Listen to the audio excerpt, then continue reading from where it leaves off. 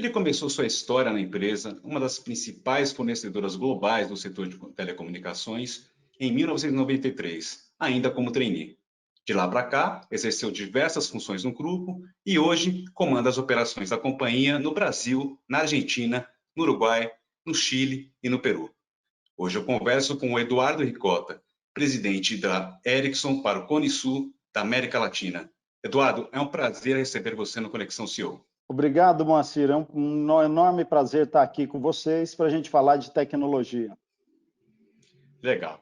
Eduardo, acho que é inevitável a gente falando de telecomunicações, falar bastante de 5G, né? E a Ericsson, como uma das principais fornecedoras aí do setor, como é que a companhia está posicionada nesse cenário, primeiro globalmente? Olha, a gente está posicionado muito bem. A Ericsson foi a primeira empresa a fornecer o 5G em 5 continentes. Então, nós somos pioneiros. Nós temos hoje quase 60 redes 5G implementadas no mundo inteiro. Há algumas semanas atrás, nós celebramos o 100º contrato para a implementação do 5G no mundo. Então, a Ericsson tem uma vasta experiência em mais de 180 países e, obviamente, a gente vai trazer essa experiência aqui para o Brasil. E como é que o mercado de 5G, os projetos de 5G, como é que isso está na América do Sul, né? Que é essa região que você responde diretamente. A região está atrasada em relação a essa tecnologia? Olha, Moacir, a gente olhando os 5 países que eu sou responsável, a gente vê uma aceleração maior no Chile. O Chile deve ser o primeiro país que a gente deve ter o 5G funcionando com a sua total capacidade, depois o Brasil, depois os outros países. Então, olhando do ponto de vista de América Latina, essa deve ser a sequência, inclusive porque no Chile está bem mais adiantado aqui o leilão. O leilão deve terminar no dia 20 de outubro desse ano. Mesmo que tenha alguns atrasos, vai ficar na frente do Brasil. Mas já tem alguns projetos, antes até desses leilões, né? Já tem alguns projetos, por exemplo, vocês lançaram uma rede dentro aí do conceito de 5G com a Claro aqui no Brasil, por exemplo, né? Sim, existe sim. E como é que funciona? O 5G, na verdade, é uma jornada, né, Moacir? Ela começa e ela existem várias etapas nessa jornada. Então, hoje a gente tem uma tecnologia que você pode pegar as frequências, utilizar as frequências 2G, 3G e 4G, você agrega tudo isso em um grande pacote, você usa como se fosse o primeiro passo do 5G. Por que você consegue fazer isso? Porque a gente começa a prover o que a gente chama de ultra banda larga através da rede móvel. São velocidades extremamente altas, velocidade como se fosse fibra, né, chegando na casa ou na empresa do consumidor, mas utilizando uma tecnologia móvel. Então, foi isso que a gente fez com a Claro, não só na Claro, a gente lançou várias redes nos Estados Unidos, na Europa, na Ásia, usando essa tecnologia. Então, num primeiro momento, você provê um aumento de velocidade de conexão. Aqui no Brasil, a gente fez testes de 300 a 400 megabits por segundo, através de um dispositivo móvel. Aí, depois, você vai aumentando essa jornada. Para a gente ter o 5G com todo o seu potencial, a gente só vai ter quando houver as Frequências, né? licitações, as frequências disponíveis dos 3,5 GHz, que devem acontecer no ano que vem, porque a gente consegue aumentar a velocidade, mas ainda não conseguimos ter uma latência baixa, porque o 5G ele tem 2 características importantes. Primeiro, essa velocidade de ultra banda larga, mas através de redes móveis, e a segunda coisa, a latência que é muito baixa. Então, com a latência baixa, a gente começa a prover outros tipos de serviços, porque você começa a dar instantaneidade nos aplicativos. A latência é a resposta ali, né, para nós O leigos, é tempo isso? de resposta, É. exatamente. Obrigado por você trazer. É o tempo de resposta. Latência é o tempo de resposta. Então, eu sempre dou um exemplo de carro. Por que que hoje a gente não tem um carro sem motorista? Porque o tempo de resposta, quando uma pessoa passa na frente, ele é muito longo. Então, hoje, nas tecnologias existentes, 2G, 3G, 4G, leva um tempo que a gente diz 50 milissegundos. No 5G, isso passa a ser um piscar de olhos. Então, você começa a ter essa instantaneidade, e aí sim você começa a ter carro e máquinas autônomas. Então, essa é a grande transformação do 5G na minha visão. Como é que você enxerga o adiamento do leilão aqui no Brasil? Que tipo de impactos positivos e negativos isso traz? Olha, eu acho que tem impacto para os dois lados. O primeiro, eu acho que o leilão deve ocorrer no momento correto, Moacir, porque o mais importante é ter um modelo que ele seja um modelo que beneficie a sociedade. E que modelo é esse? É um modelo que ele é focado em infraestrutura, em construir a infraestrutura. E não é um modelo no leilão de arrecadatório.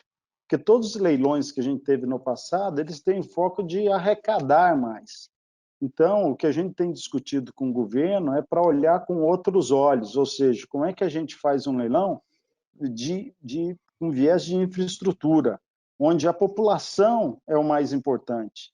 Então, você consegue ter mais coberturas em zonas hoje onde você não tem a telefonia, você consegue cobrir estradas, o campo, que é tão desprovido de cobertura, as fronteiras. Então, é esse leilão, é esse modelo que a gente defende. Então, é super importante que tenha um entendimento muito bom, primeiro, de como vai ser o leilão. Acho que o governo entendeu isso bem, inclusive porque beneficia a sociedade e beneficia também o governo, porque a gente mostrou para eles que se eles fizerem um leilão com viés de infraestrutura, se você olhar a cadeia inteira de telecomunicações, onde você investe um real, você gera R$ 2 de impostos, o governo também vai arrecadar mais. Então, você beneficia a população, a sociedade e beneficia a arrecadação para o governo.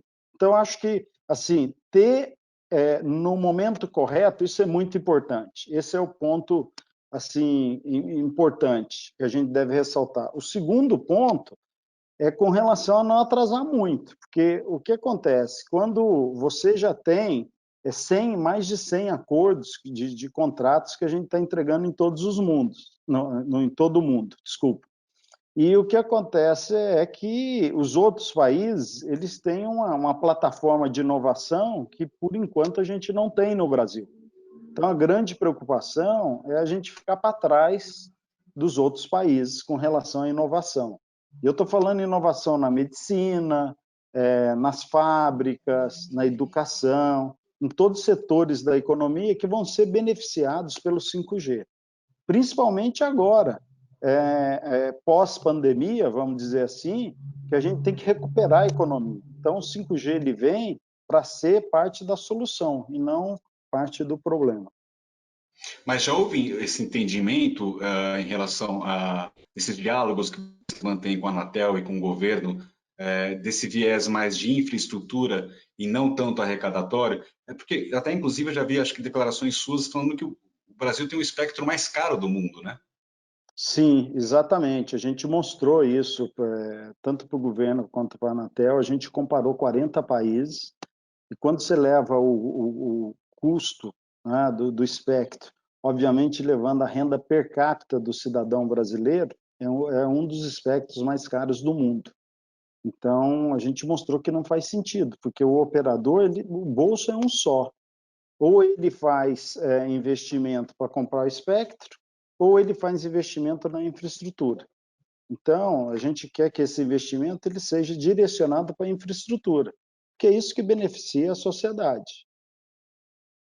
E como é que está esse cenário competitivo, né? A gente vê no mundo todo essa questão do 5G sendo muito influenciada ali por questões geopolíticas, né? Como é que isso está se refletindo no Brasil e como é que a Ericsson, como é que você enxerga essa influência? Olha, essa questão geopolítica é muito maior do que nós. O nosso foco é manter os olhos nos nossos clientes, nas necessidades dos nossos clientes. Isso, para mim e para a Ericsson, é o mais importante. Obviamente, cada governo está tomando uma decisão. E o que nós vamos fazer é seguir as decisões que vão ser decididas não só no Brasil, mas nos outros países da América Latina. Para a gente, não importa se eu vou concorrer com um, dois, três, cinco. Então, o nosso foco é nos nossos clientes e é uma decisão, na nossa visão, do governo, o que eles vão fazer. Então, cada governo está tomando uma decisão com relação à segurança, mas não cabe a gente comentar isso, porque não é o nosso papel olhar a questão geopolítica. Além da questão do leilão, né, de ter ficado para o ano que vem, para o primeiro semestre, não é simplesmente fazer o leilão, né? Você tem que implantar depois a tecnologia, como você mesmo citou, né? E aí tem uma série de desafios aqui no Brasil, né? Tem, tem vários desafios. O primeiro desafio é a lei das antenas. Por enquanto, com a chegada do 5G, você vai aumentar por volta de 6 vezes o número de antenas nas cidades. E o grande desafio que a gente tem hoje é que existem cidades que a gente leva 2 meses para instalar uma antena, existem outras cidades que a gente leva 2 anos para ter todos os papéis e todas as liberações.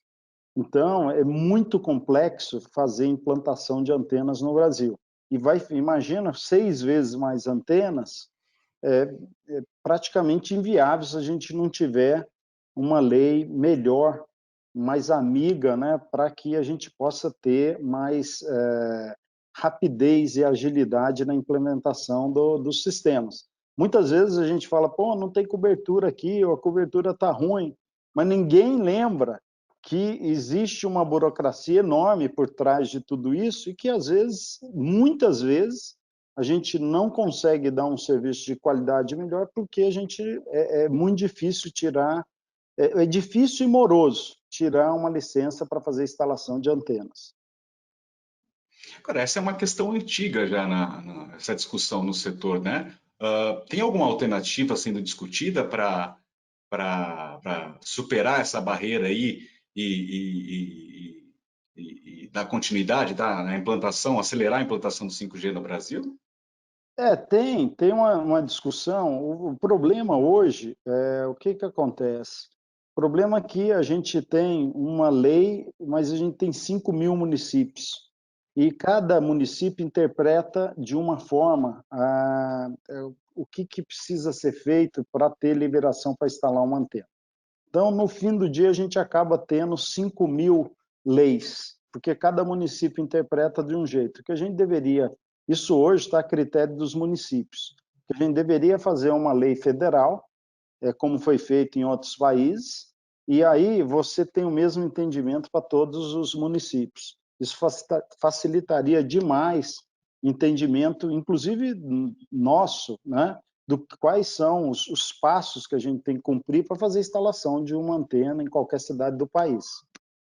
E até para todos os elos aí terem previsibilidade de investimento, né? Exato, Nesses projetos, né? exatamente, porque, imagina, isso tem impacto. Você escolhe um site para fazer uma instalação, você fica 6 meses, 1 ano, 2 anos sem poder fazer a instalação, tem impacto não só no investimento, mas também no serviço que é prestado para a população. Falando de impacto, a Ericsson costuma ter bastante pesquisas e estudos, né? Vocês têm o impacto o que o 5G traria, o impacto na economia que o 5G traria, não sei, em médio e longo prazo, seja Brasil ou aqui na região, ou até globalmente? Tem um estudo, inclusive feito pela Qualcomm, ele fala que o impacto com a implementação de 5G é de mais de 12 trilhões de dólares. E esse é um ponto importante, Moacir, pelo seguinte, o que acontece? A gente sabe que o 5G vai trazer investimento para o país. porque você vai começar a desenvolver vários ecossistemas, saúde, educação, a indústria 4.0, o campo, que é desprovido, né, de automação. Então, isso atrai investimento. A grande parte desse investimento, obviamente, ele vai ser direcionado para onde você tem a tecnologia disponível. É importante que o país tenha também, não demore muito, porque isso é atração de investimento e ajuda na recuperação da economia. Então, mas o impacto é muito grande, porque, como eu disse, e tem um outro fator que é a questão da pandemia. A pandemia ela acelerou a digitalização de diversos setores da economia. Então, fica ainda mais importante ter o 5G. Olha, por exemplo, educação. Muitas pessoas estão assistindo as aulas de casa. Então, você tem que ter uma boa conexão, né? Uma boa experiência. Olha a questão de medicina. A gente fez, há algum tempo atrás, a gente fez com uma operadora, a gente fez uma demo, onde você tinha um médico em um local e você tinha gestante em outro local. E ele fazia o ultrassom à distância. Então, ele com o joystick, ele olhando a tela, né? E na barriga da gestante tinha um sensor conectado por 5G. Então, ele movia, como a gente consegue dar instantaneidade no serviço, ele movia o joystick para a direita, a luva ia para a direita, com sensor. Movia para a esquerda, ia para a esquerda. Então, é possível fazer, por exemplo, exame remotamente. Aí extrapola isso, por exemplo, para o Brasil, onde, em muitos casos, a gente sabe que não chega à saúde, porque não tem médico, às vezes não tem equipamento, às vezes não tem os dois. Então, imagina se a gente pudesse fazer, por exemplo, hospitais digitais remotos, onde a gente levaria os médicos, os equipamentos ficariam em um local, a gente só levaria o sensor e a conexão para fazer os exames até a população. Então, é algo assim, esse é um dos exemplos de vários que a gente pode dar de como a tecnologia vai impactar o dia a dia das pessoas. Alguns meses atrás também, a gente fez um show aqui com outro cliente, no Allianz Parque, onde a gente tinha o Lucas Lima, ele estava tocando um concerto a 15 quilômetros de distância da banda. Então, e por que era possível isso? Porque como a latência, o tempo de resposta é praticamente zero, ele estava no estúdio a 15 quilômetros de distância, ele entrou no palco através de uma holografia, né? Aparecia o corpo dele inteiro no palco, e ele tocou 3 músicas à distância. Depois, ele pegou um táxi e foi até o Allianz Parque para terminar o show com o conjunto. Então, extrapola isso, por exemplo, para entretenimento, para toda a área de saúde, educação. Então, assim, a gente acredita que vai ter ganhos, principalmente a questão de entretenimento, que a gente tem realidade virtual, realidade aumentada. Imagina, por exemplo, você assistir um jogo do time que você gosta, como se tivesse a sensação que você estivesse dentro do campo, né? E no campo você tem um número de cadeiras ali, é limitado, você tem um número de pessoas. Você faz isso remotamente, o limite não existe. Você consegue fazer Então, uma experiência imersiva até ali, né? Bem... imersiva, e você quebra essa barreira de fronteiras, né? Porque poderia transmitir para o Brasil inteiro ou para o mundo inteiro, né? Uma sensação completamente diferente que a gente está acostumado. Então, eu acho também que o 5G vai quebrar muitas barreiras, principalmente por causa da pandemia. A gente está vendo hoje vários serviços sendo feitos remotamente. Você pega nos Estados Unidos, 6 vezes mais americanos querem continuar fazendo visita aos médicos remotamente, consulta remota. Obviamente, depende da doença, da gravidade da doença que você tem. Mas hoje é perfeitamente possível, em alguns casos, você fazer uma consulta à distância. E durante a pandemia, a gente fez algumas conversas e e pesquisas, a gente viu que, para determinadas doenças, fazer a consulta à distância, a gente tem um resultado muito parecido com o resultado da pessoa indo ao consultório. E a pessoa os consumidores, eles sentem mais a vontade, né, de fazer à distância, porque Sim. você não tem o risco de ir no hospital ou num consultório e acabar sendo contaminado pela Covid. Então, eu não tenho dúvida que esses serviços eles vão impactar demais todos os setores da economia, e por isso que a gente fala que o 5G ele é diferente das outras tecnologias. Muito dos consumidores, eles acham, é tudo igual, era 2G, depois 3G, o 4G, agora 5G, mas não é. O 5G ele traz uma mudança grande, não só nos consumidores, mas principalmente para a indústria. Tem até, dentro desses números, né, diversos números que a gente vê do impacto do 5G, sim, logicamente, boa parte vem ali diretamente dos consumidores, mas a maioria mesmo desse impacto de receita, de geração de negócios, é da própria indústria mesmo, né? Seja ali da indústria 4.0 ou de novas aplicações, algumas você até citou, né? Exatamente. Não tenha dúvida que tem um campo aí, eu acho que tem um campo super inexplorado, que é o campo das indústrias. Então, o impacto é muito grande. E ele é similar ao que a gente viu, por exemplo, no 4G. Quando a gente instalou as primeiras redes 4G em 2010 nos Estados Unidos, logo depois a gente viu vários serviços disruptivos. Por exemplo, o Uber.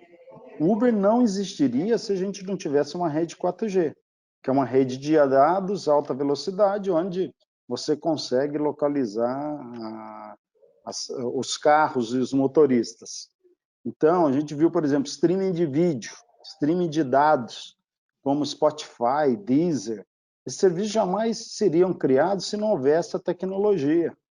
Então, a gente acredita que no 5G vai acontecer um impacto dessa dimensão, ou seja, vários serviços disruptivos eles vão ser criados uma vez que a tecnologia esteja disponível para a população.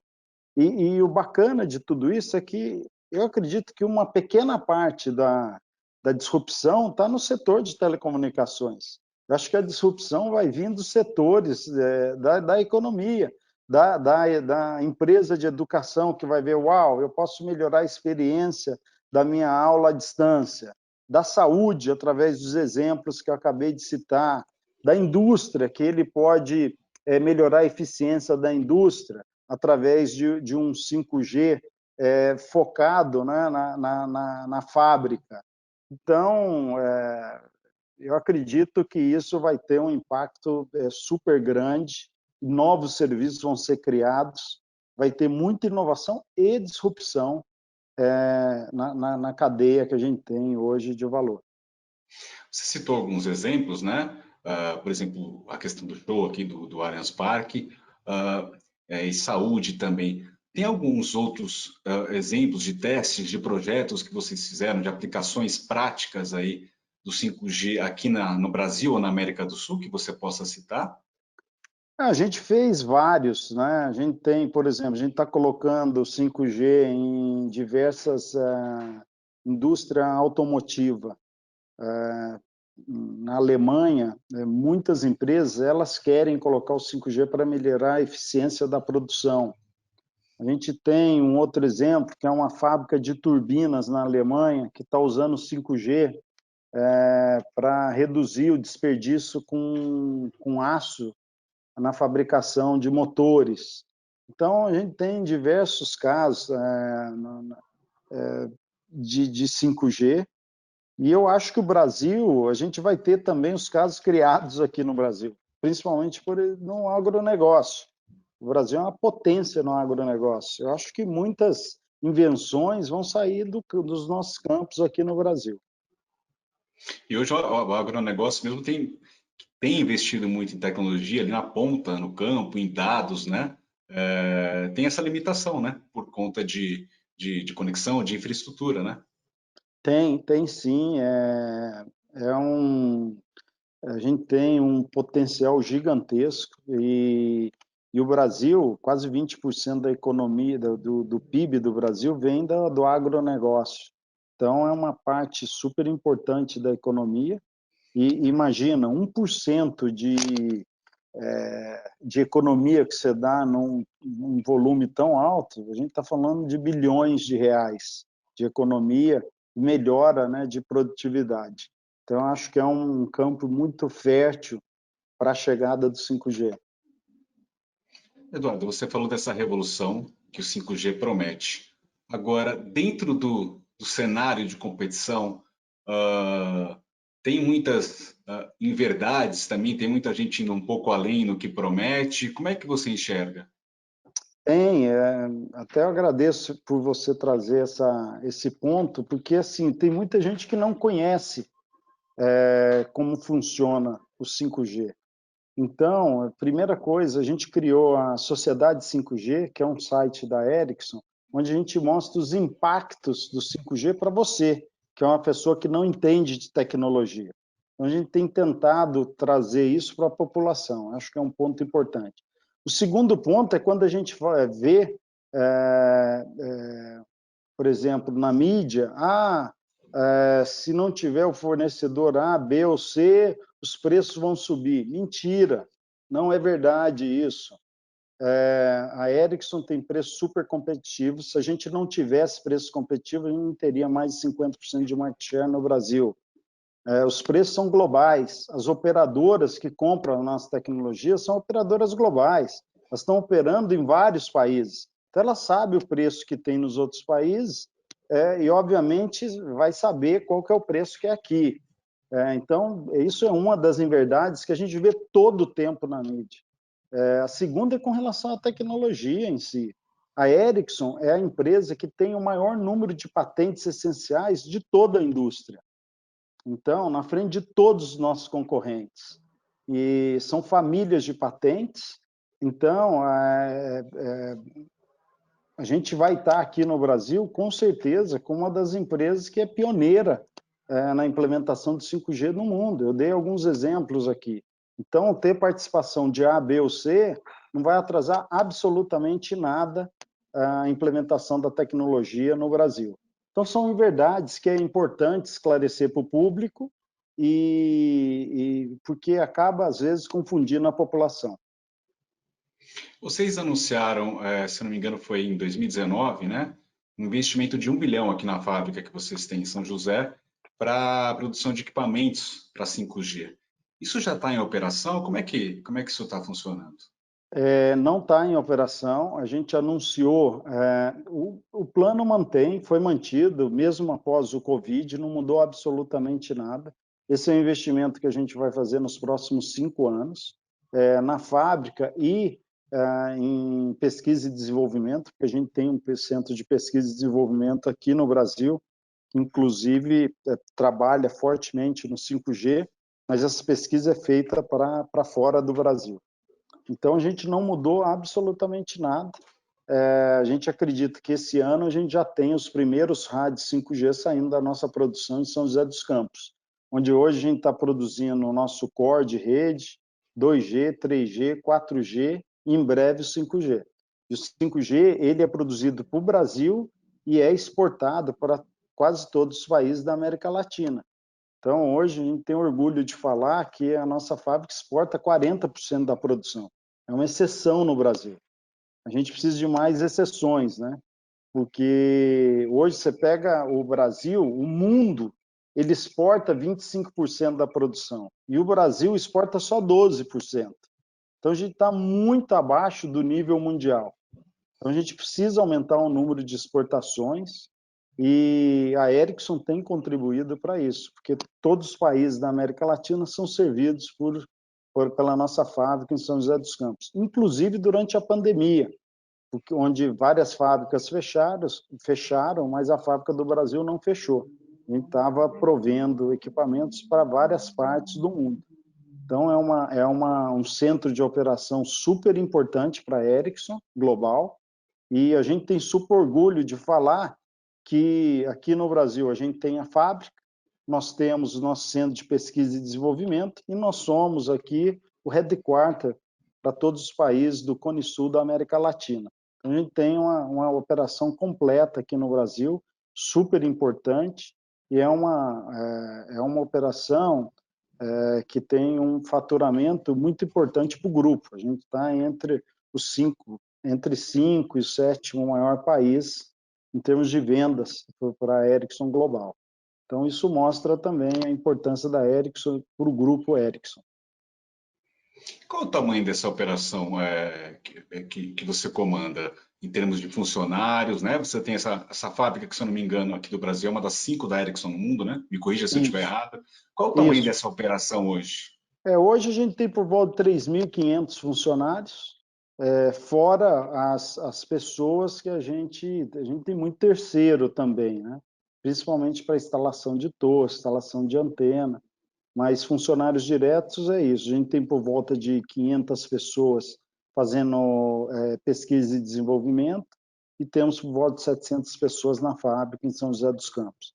A fábrica de absolutamente alta tecnologia, é impressionante. Então, a gente tem muito orgulho da nossa fábrica, inclusive porque a gente está no Brasil há muito tempo, né? O primeiro, para contar um pouquinho da história da Ericsson do Brasil, a gente chegou, instalou os 2 primeiros telefones aqui, foram instalados quando a gente tinha Dom Pedro II, né, comandando o nosso país. Então, foi fundador da Ericsson, se encontrou com Dom Pedro II há quase 130 anos atrás para fazer a instalação dos primeiros telefones, inclusive está no museu em Brasília, Museu dos Correios em Brasília, o primeiro telefone que chegou aqui no Brasil, os 2 primeiros telefones. Então, depois a nossa fábrica, a gente tem 95 anos de presença aqui no Brasil, a produção no Brasil tem por volta de 65 anos, e nós temos 48 anos com pesquisa e desenvolvimento. Isso mostra o quanto a Ericsson tem investido no país, e a gente acredita. A gente sempre fez investimentos de longo prazo no Brasil e nós vamos continuar com isso. Então, o 5G é parte dessa história bonita que a gente tem entre a Ericsson e o Brasil. O centro de pesquisa e desenvolvimento de vocês é em Indaiatuba, é isso, né? Em Indaiatuba, exatamente, perto de Você pode, Campinas. você pode contar um pouquinho, né? Você falou da questão das patentes da Ericsson, né? O quanto esse centro contribui para a produção dessas patentes e como é que ele está trabalhando um pouquinho também dentro desse espectro aí do 5G? Então, hoje a gente tem 140 patentes tiradas no Brasil, com nome e sobrenome. Então, é um número grande, porque no Brasil você leva de 10 a 14 anos para tirar uma patente.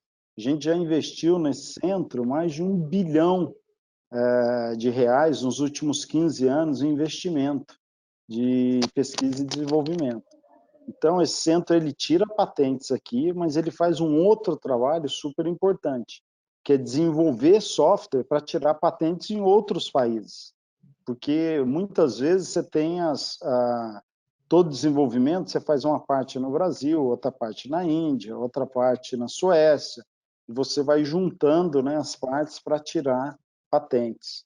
Então, é assim que funciona o Centro de Pesquisa e Desenvolvimento.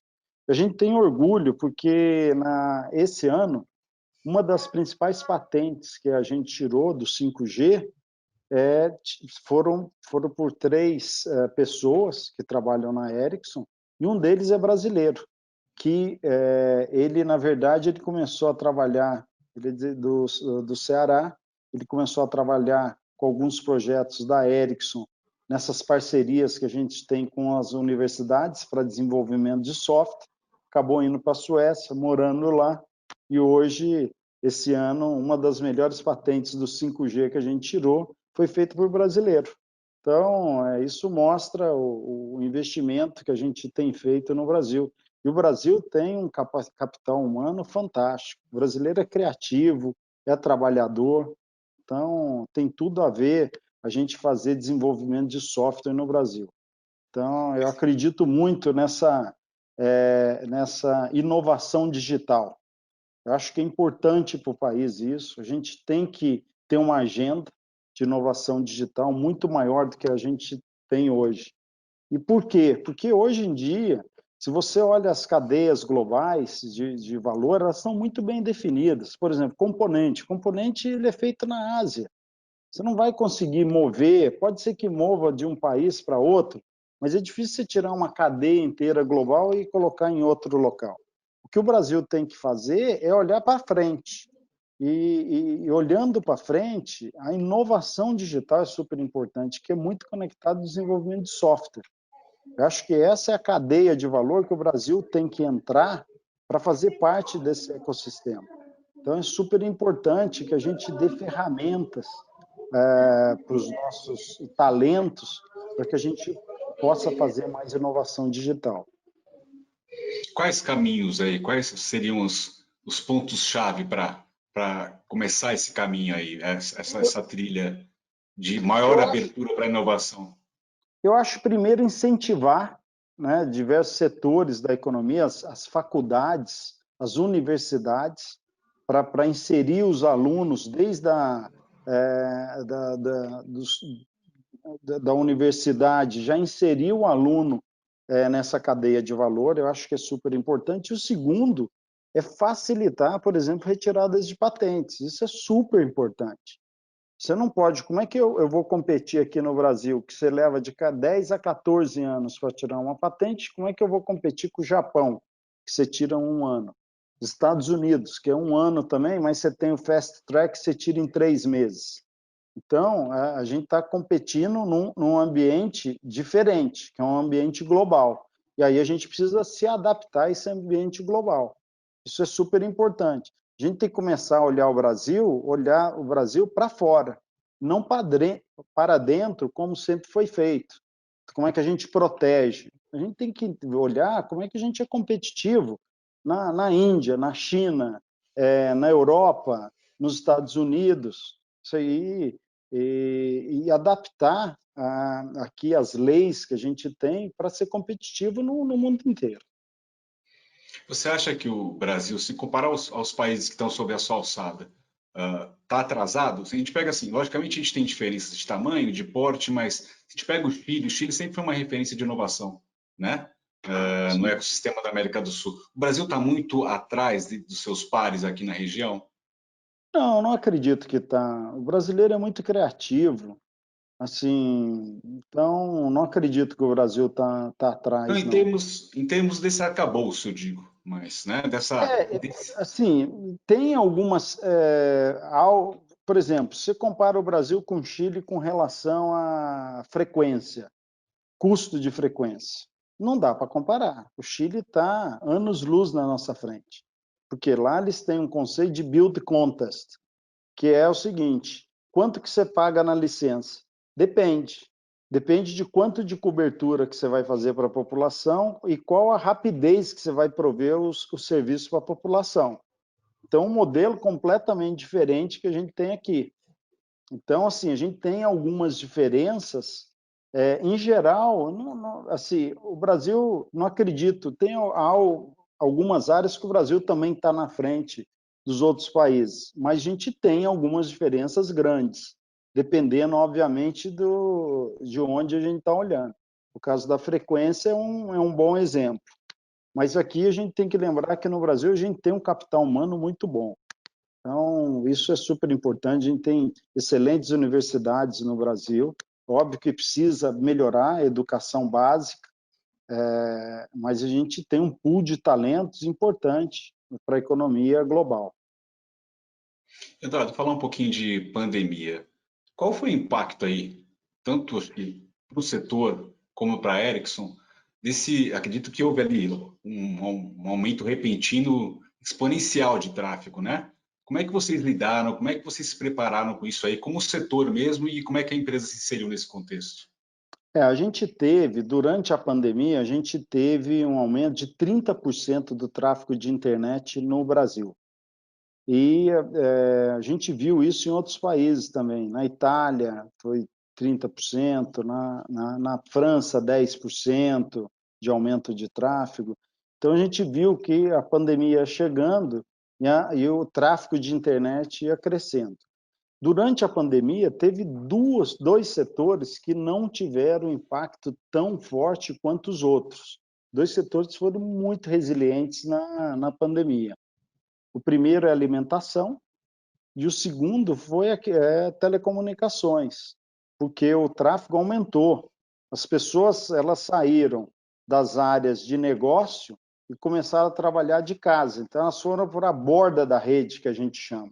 Então, isso teve uma mudança grande no perfil de tráfego das redes. O que a gente fez foi trabalhar junto com as operadoras para, obviamente, ajustar software de rede, capacidade de hardware, mas também trabalhamos junto com os provedores de conteúdo, tipo Netflix, Facebook, WhatsApp, para que eles reduzissem a qualidade do vídeo, porque a qualidade do vídeo impacta diretamente as redes. A gente poderia ter um apagão, mas não teve, passamos longe disso, né? As redes foram muito resilientes de todos os operadores durante a pandemia, então funcionou muito bem, mas foi um trabalho conjunto feito não só a Ericsson, as operadoras, os provedores de conteúdos, todo o ecossistema se juntou para a gente tomar as decisões e fazer esses ajustes que eram necessários para dar à população a conectividade. Eu acho que esse setor ele nunca foi tão importante na história como agora, porque as pessoas só poderiam estar conectadas através de uma rede móvel fixa. E a gente viu que houve um hábito também muito grande, uma mudança de hábito grande na população, nos consumidores. A gente viu, por exemplo, as pessoas que assistiam show, começaram a assistir live, as pessoas que iam à academia começaram a ter personal trainer online, e fazer exercício de casa, muitas pessoas que no parque dão uma volta começaram a assistir série de Netflix. A gente viu Netflix aumentando tremendamente o número de usuários. Então, esse setor ele foi muito resiliente durante a crise. E dentro da nossa empresa, a gente teve que fazer uma operação de guerra, porque a gente tinha a fábrica que não podia parar, e o resto da empresa, 82% da nossa população, em 3 dias a gente colocou em home office. A sorte nossa é que a gente já tinha uma boa ferramenta de colaboração para trabalhar à distância, então isso ajudou muito nessa virada, porque foi uma virada, assim, 3 dias, a gente estava praticamente com todos os escritórios nesses países, todos fechados. Então, a gente ficou bem preocupado para saber se ia funcionar e depois a gente viu que funcionava. Além de funcionar, a gente viu que, em muitos casos, eram mais eficientes. Eu pego o meu exemplo, eu viajava demais. Então, você tem que estar viajando nos países. Hoje eu consigo estar em todos esses países no mesmo dia, através de uma conferência. Então, isso melhorou muito a eficiência e além de reduzir custo. Então, eu acho que quando a gente fala desse novo normal, todos esses aspectos eles vão ser pensados aí para frente. Eu acredito muito que daqui para frente, o que a gente tem notado nas redes, principalmente nos países onde a pandemia já está controlada, o tráfego não voltou ao que era antes da pandemia. O tráfego das redes móveis e fixas continuam crescendo. E por que isso? Porque as pessoas elas mudaram os hábitos, principalmente esse perfil de comprar online, de fazer consultas online, tá fazendo aula online. Então, tudo isso muda muito, né? O hábito dos consumidores. A gente vê isso claramente quando a gente olha o incremento de tráfego nas operadoras do Brasil. Não só do Brasil, mas da América Latina. E acho que pensando nesse novo normal, muda muito o perfil, né? Você citou a questão das bordas, né? Que o consumo saiu dos centros comerciais para as bordas. Com esse ajuste mais para frente, muita gente se fala do modelo híbrido de trabalho, muita gente adotando home office permanente. como é que isso impacta para a Ericsson? Como é que se impacta o dimensionamento de uma rede mesmo no setor de telecomunicações daqui para frente? Vai ter um impacto grande, não tenha dúvida que o impacto é grande, mas a gente fez uma pesquisa, Moacir, durante a pandemia, aqui no Brasil, e 68% dos brasileiros, foram mais de 1.000 pessoas entrevistadas, 68% eles falam que vão continuar em casa após o término da pandemia, trabalhando de casa. Então a gente sabe que tem uma tendência grande aí. Eu acredito que os escritórios vão ficar mais vazios e as residências mais cheias aí, o pessoal trabalhando remotamente. Então, e é óbvio que passa, por exemplo, melhorar a qualidade da banda larga que você tem fixa em casa, melhorar o plano que você tem do móvel, ou mesmo o aparelho que você tem. Então, passa aí por uma mudança grande no nosso setor. Eu acho que a gente está aprendendo também a cada dia, a cada movimento que a gente vê diferente, e a gente tem que ir ajustando, né, a capacidade das redes para aguentar esse aumento de tráfego que a gente está tendo em diversos setores e serviços que não tinham antes. Eduardo, a gente está caminhando para o final. Queria que você falasse um pouquinho. Você começou sua carreira aí na Ericsson, né? Há 27 Sim. anos na empresa, entrou como trainee. Me fala um pouquinho dessa transição, essa trajetória toda aí, de trainee a responsável pelas operações aqui no Cone Sul da América Latina. E passa muito rápido, né? Então, eu lembro do dia que eu comecei na Ericsson, e o bacana, eu acho que eu sempre fui uma pessoa apaixonada por tudo que eu fiz dentro da Ericsson, sempre mudando rapidamente de setores, departamentos. Fui morar fora 2 vezes do Brasil, então me deu uma experiência internacional muito boa. Trabalhei quase 10 anos com quase todos os países da América Latina, então você conhece diferentes culturas. É muito bacana porque você vai negociar em outros países e você não conhece exatamente como funciona absolutamente tudo em outros países, você vai aprendendo com a cultura latina.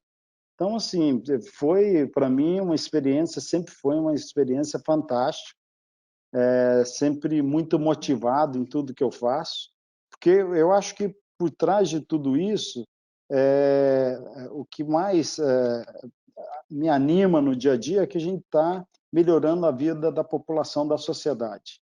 Ou seja, a gente está conectando pessoas que são desconectadas, melhorando a qualidade do estudo, a qualidade da saúde. Isso é uma satisfação que não tem tamanho. Então, obviamente, isso dá um prazer muito grande trabalhar numa empresa como a Ericsson e durante todos esses anos. Então, sempre fui tendo muito desafio em todas as áreas que eu passei, mas eu acho que o mais importante é fazer o que você gosta. Então, eu acho que é isso que, quando você faz o que você gosta, o tempo passa rápido, você está sempre feliz no que você faz. É óbvio que sempre tem momentos difíceis, mas faz parte da vida, né? Então, sou muito grato por tudo que eu sempre encontrei aqui e trabalhar nessa empresa fantástica, Ericsson. Não, legal. Muito obrigado pela sua presença, pela conversa, Eduardo. Imagina, o Moacir, é um grande prazer estar aqui com você e obrigado pelo convite. E obrigado a você que nos assistiu. Você pode acessar esse e outros conteúdos no nosso canal no YouTube, Neofeed Brasil, e também no neofeed.com.br. Muito obrigado, um abraço e até o próximo programa.